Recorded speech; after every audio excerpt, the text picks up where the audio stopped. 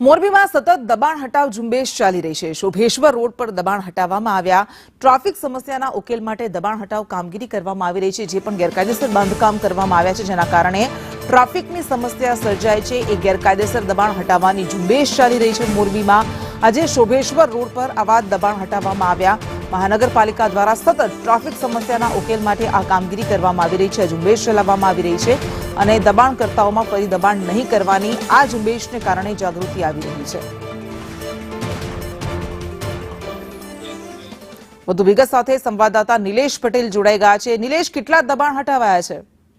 કૃષ્ણા, જે આ પ્રક્રિયા છે આ લગભગ 1.5 મહિનાથી આ સતત પ્રક્રિયા ચાલી રહી છે। દર અઠવાડિયે મોરબી શહેરના કોઈ પણ એક રોડના દબાણ હટાવવામાં આવી રહ્યા છે અને મનપા દ્વારા આ કાર્યવાહી શરૂ કરવામાં આવી છે। કારણ કે જે રીતે મોરબીની અંદર રોડ રસ્તા પહોળા નથી થઈ શક્યા અને તેના લીધે ઘણા બધા ટ્રાફિકના પ્રશ્નો ઘણા વર્ષોથી છે અને આની રજૂઆતો પણ વારંવાર થતી રહી છે।